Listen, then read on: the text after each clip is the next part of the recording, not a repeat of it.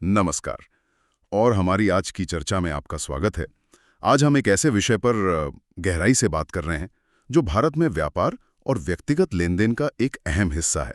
हाँ बिल्कुल, लेकिन इसमें कई आप कह सकते हैं छुपे हुए जोखिम भी हो सकते हैं। चेक स्वीकार करना, हाँ ये विषय है तो आम सा, पर इसके पहलू कई हैं। हमारे पास कुछ दस्तावेज हैं जिनका शीर्षक है चेक स्वीकृति और जोखिम न्यूनीकरण के लिए सुरक्षित प्रोटोकॉल।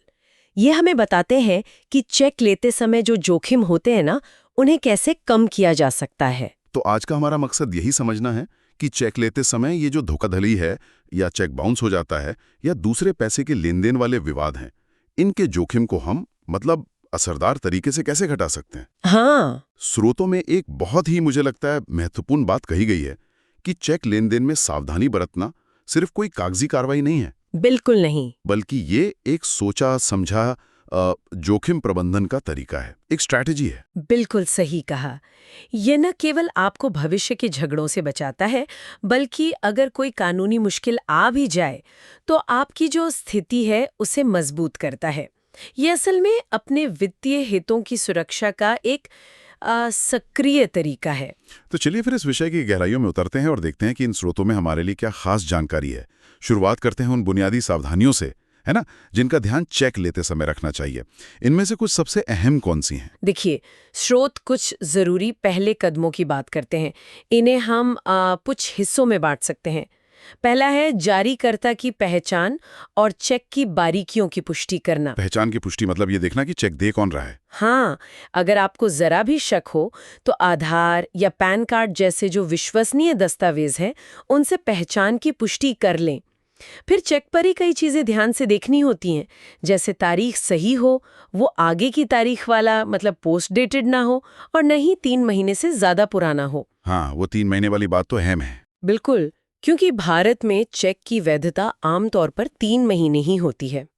फिर पाने वाले का नाम सही लिखा हो, राशि शब्दों और अंकों में साफ साफ हो और जारीकर्ता के साइन हो। सबसे जरूरी, चेक पर कोई काट छांट या बदलाव ना दिखे। अच्छा, क्योंकि बैंक अक्सर ऐसे चेक लेने से मना कर देते हैं। ठीक है। तो पहचान और चेक की डिटेल्स पक्की करनी है। ठीक है, अगला कदम क्या है फिर? अगला कदम है भुगतान को सुरक्षित करना। इसमें 2 मुख्य बातें हैं।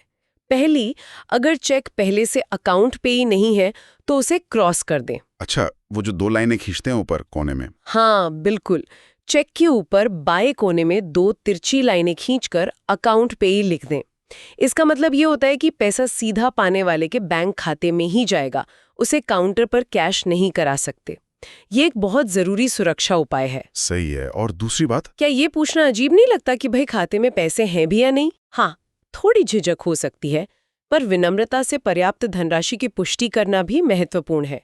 आप जारीकर्ता से पूछ सकते हैं कि क्या उनके खाते में चेक को कवर करने के लिए मतलब काफी बैलेंस है। इससे बाद में चेक बाउंस होने की शर्मिंदगी और वो जो कानूनी झंझट होते हैं ना, उनसे बचा जा सकता है। बात तो सही है। ये तो हुई भुगतान सुरक्षा की बात। और प्रक्रिया के तौर पर क्या ध्यान रखना चाहिए? कुछ प्रक्रियात्मक कदम भी हैं जो अहम हैं, जैसे बैंक विवरण जांचें, बैंक का नाम, शाखा, आईएफएससी कोड और एमआईसीआर कोड। आईएफएससी और एमआईसीआर कोड, ये थोड़े टेक्निकल लगते हैं। हाँ, पर जरूरी है। IFSC code online fund transfer के लिए बैंक ब्रांच की पहचान होता है, और एमआईसीआर कोड चेक की प्रोसेसिंग को तेज करने में मदद करता है। तो ये डिटेल्स सही होनी चाहिए। ओके। साथ ही संपर्क जानकारी जरूर लें, मतलब जारीकर्ता का फोन नंबर और पता। कभी जरूरत पड़ जाए तो संपर्क करने में आसानी रहती है। और मान लीजिए चेक मिल गया तो? चेक मिलने के बाद 2 बातें खास हैं। पहला, चेक को तुरंत जमा करें। उसे रखे रहने से वो पुराना मतलब स्टेल हो सकता है और फिर बैंक उसे लेगा नहीं। हाँ, वो भी 3 महीने वाला चक्कर है। बिल्कुल। और दूसरा, रिकॉर्ड रखें। चेक की एक फोटोकॉपी या स्कैन कॉपी अपने पास रखें और सारी डिटेल्स जैसे चेक नंबर, तारीख, राशि, जारीकर्ता का नाम, ये सब नोट कर लें। ये बाद में अगर कोई विवाद होता है तो बहुत काम आता है। एक आम गलती जो शायद लोग करते हैं वो है चेक मिलते ही सामान दे देना या सेवा पूरी कर देना। हाँ, ये एक बड़ा जोखिम है। इसीलिए तत्काल प्रतिबद्धताओं से बचें। जब तक चेक आपके खाते में क्लियर न हो जाए, इसमें आमतौर पर 2-3 कामकाजी दिन लगते हैं, और अगर बाहर का चेक है तो ज़्यादा समय भी लग सकता है। तब तक सामान, सेवाएं या कोई बड़ी रकम न दें। ये बुनियादी सावधानियां सुनने में तो काफी सीधी लगती हैं, पर क्या ये धोखाधड़ी या जो थोड़ी जटिल स्थितियां होती हैं उनसे बचने के लिए काफी हैं? कई बार लोग ज्यादा होशियार होते हैं ना। हाँ, आपने बिल्कुल सही मुद्दा उठाया। ये बुनियादी कदम जरूरी हैं, लेकिन ये बस पहली रक्षा पंक्ति हैं, आप कह सकती हैं। स्रोत बताते हैं कि कानूनी तौर पर अपनी स्थिति को मतलब फौलादी बनाने के लिए कुछ और गहरी सोची समझी प्रक्रियाएं अपनानी चाहिए। इन्हें हम आधारभूत सर्वोत्तम प्रक्रियाएं कह सकते हैं। ये सिर्फ सुझाव नहीं, बल्कि मजबूत रणनीतियां हैं। दिलचस्प। ये मजबूत प्रक्रियाएं क्या हैं जो हमें सिर्फ बुनियादी जांच से आगे ले जाती हैं? क्या है ये? इसमें सबसे पहला और शायद सबसे महत्वपूर्ण सिद्धांत है, चेक हमेशा जारीकर्ता द्वारा ही भरा जाना चाहिए, और वो भी उसकी अपनी हैंडराइटिंग में। मतलब पाने वाले को चेक का कोई भी हिस्सा नहीं भरना चाहिए, चाहे वो राशि हो या नाम। बिल्कुल नहीं, जरा सा भी नहीं। भले ही जारीकर्ता आपको एक खाली साइन किया हुआ चेक दे दे, आपको उसे खुद नहीं भरना है। हमेशा जारीकर्ता से ही पूरा चेक भरवाएं, आपकी उपस्थिति में। अच्छा, ये इसलिए महत्वपूर्ण है क्योंकि अगर बाद में कोई विवाद होता है तो जारीकर्ता ये दावा नहीं कर सकता कि आपने चेक में हेरफेर किया है या राशि बदल दी है। अगर राशि तुरंत तय नहीं है तो भी पाने वाले का नाम और तारीख जैसे जो बाकी डिटेल्स हैं वो जारीकर्ता को ही भरने चाहिए करना।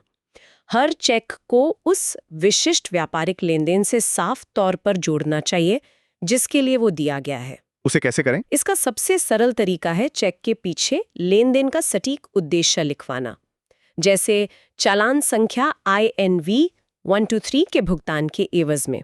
और इसे पक्का करने के लिए वहीं पर जारीकर्ता के पूरे हस्ताक्षर और मोबाइल नंबर भी ले लें। अच्छा, चेक के पीछे ही? हाँ, चेक के पीछे। इससे चेक और उसके पीछे की जो कानूनी देनदारी है उसके बीच एक सीधा सबूत बन जाता है। सही है। हाँ, और अगर आप और भी ज्यादा मजबूत कानूनी सुरक्षा चाहते हैं, खासकर बड़े लेन देन में, तो एक औपचारिक लिखित अनुबंध मतलब एग्रीमेंट तैयार करें जिसमें चेक नंबर, राशि और लेन देन का उद्देश्य साफ साफ लिखा हो। ये दस्तावेज किसी भी विवाद में सोने की तरह काम करता है, समझ लीजिए। एक और पहलू जो स्रोत बताते हैं वो है पाने वाले और लेन देन का संरेखण। इसका क्या मतलब है? ये थोड़ा जटिल लगता है। नहीं, इसका सीधा सा मतलब है कि चेक उसी व्यक्ति या संस्था के नाम पर होना चाहिए जिसके नाम पर असल लेन देन जैसे चालान या अनुबंध दर्ज है। ओके। उदाहरण के लिए, अगर लेन देन आपकी कंपनी के नाम पर है तो चेक भी आपकी कंपनी के नाम पर ही होना चाहिए, न कि आपके व्यक्तिगत नाम पर। समझ गया। अगर चेक किसी ऐसे व्यक्ति के नाम पर है जो सीधे लेन देन में शामिल नहीं है, मान लीजिए आपके परिवार का कोई सदस्य, तो बाद में अदालत में ये साबित करना मुश्किल हो सकता है कि ये चेक उसी व्यापारिक सौदे से जुड़ा हुआ है। समझ गया। तो नियम ये है जिसका सौदा उसी का चेक। लेकिन यहाँ एक व्यावहारिक सवाल उठता है, क्या ये सब करना, खासकर वो चेक के पीछे लिखवाना और साइन करवाना, हमेशा आसान होता है? क्या छोटे दुकानदार या जो व्यस्त पेशेवर होते हैं वैसा कर पाएंगे? ग्राहक बुरा नहीं मान सकता? ये एक बहुत ही वाजिब चिंता है। हाँ, कभी कभी ग्राहक या जारीकर्ता हिचक सकते हैं या इसे फालतू का झंझट मान सकते हैं, लेकिन यहाँ हमें जोखिम और सुविधा के बीच एक संतुलन बनाना होगा। विनम्रता से समझाना महत्वपूर्ण है कि ये प्रक्रिया दोनों पक्षों की सुरक्षा के लिए है और भविष्य के किसी भी भ्रम या विवाद से बचाती है।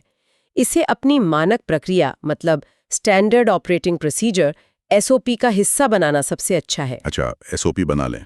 हाँ, ताकि ये व्यक्तिगत अनुरोध ना लगे बल्कि कंपनी की नीति लगे।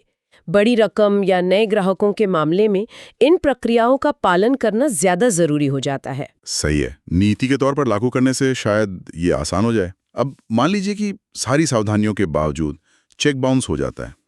लोग अक्सर तरह तरह के बहाने बनाते हैं ना। स्रोत बताते हैं कि इन बहानों का पहले से अंदाजा लगाना भी एक रणनीति है। हाँ, बिल्कुल। बचाव पक्ष यानी चेक जारी करने वाला जो आम तर्क दे सकता है, उनका पहले से अंदाजा लगाना और उनके लिए तैयारी रखना आपकी स्थिति को काफी मजबूत करता है। अगर हमने पिछली प्रक्रियाओं का, खासकर वो जो सेक्शन 3 वाली मजबूत प्रक्रियाएं थी, उनका पालन किया है, तो हम अनजाने में ही इन बहानों का तोड़ तैयार कर रहे होते हैं। अच्छा, कैसे? चलिए, कुछ आम बहानों और हमारी प्रक्रियाओं से उनका खंडन कैसे होता है, इस पर नजर डालते हैं। ठीक है। जैसे एक आम बहाना होता है कि भाई चेक खो गया था या चोरी हो गया था। हाँ, खोया हुआ या चोरी हुआ चेक का दावा। अगर आपने चेक के पीछे उद्देश्य लिखवाकर हस्ताक्षर लिए हैं और आपके पास एक लिखित अनुबंध है जिसमें उस चेक नंबर का जिक्र है, तो ये दावा टिक नहीं पाएगा। अच्छा, ये दस्तावेज साबित करते हैं कि चेक स्वेच्छा से एक विशिष्ट उद्देश्य के लिए दिया गया था, खोया या चोरी नहीं हुआ था। और वो बहाना कि मैंने तो खाली चेक पे साइन करके दिया था, इन्होंने खुद भर लिया, वो भी तो बहुत कॉमन है। हाँ, खाली हस्ताक्षरित चेक का तर्क। अगर आपकी पक्की नीति है कि जारीकर्ता हमेशा आपकी उपस्थिति में पूरा चेक भरेगा, तो ये बहाना वहीं खारिज हो जाता है। आपकी प्रक्रिया ही इस दावे को झूठा साबित कर देगी। हस्ताक्षर मेल न खाने का दावा भी तो किया जाता है, मैंने सुना है कई बार लोग जानबूझकर अलग साइन कर देते हैं। हाँ, हस्ताक्षर मेरे नहीं है, ये एक मुश्किल स्थिति हो सकती है, मानती हूँ। स्रोत इसके लिए 2 स्तरीय सत्यापन का सुझाव देते हैं। 2 स्तरीय? वो कैसे? अगर मुमकिन हो, खासकर बड़ी रकम या नए पक्ष के साथ, तो पहले एक बहुत छोटी राशि का परीक्षण चेक मतलब टेस्ट चेक ले, जैसे 100 रुपए या 1000 रुपए का। अच्छा, टेस्ट चेक। हाँ, इसे मुख्य चेक जमा करने से पहले अपने बैंक में जमा करें। अगर यह पास हो जाता है तो यह न केवल पुष्टि करता है कि हस्ताक्षर बैंक के रिकॉर्ड से मेल खाते हैं, बल्कि यह भी कि खाता चालू है, एक्टिव है। यह सिर्फ पैन कार्ड की कॉपी लेने से बेहतर पुष्टि है। ये तो अच्छा तरीका है। और दूसरा स्तर? जारीकर्ता के हस्ताक्षरित फोटो आईडी जैसे पैन कार्ड की एक कॉपी लें और चेक पर किए गए हस्ताक्षर की तुलना आईडी वाले हस्ताक्षर से करें। हालांकि इसकी एक सीमा है, कुछ लोग बैंक और आईडी पर अलग-अलग हस्ताक्षर का इस्तेमाल कर सकते हैं, इसलिए परीक्षण चेक ज्यादा भरोसेमंद है। समझ गया। और शायद सबसे मुश्किल बहाना, हाँ चेक मैंने दिया था, पर इसके पीछे कोई कानूनी देनदारी नहीं थी, मतलब कोई कर्ज वगैरह नहीं था। हाँ, ये अक्सर आरोपी का सबसे मजबूत बचाव होता है।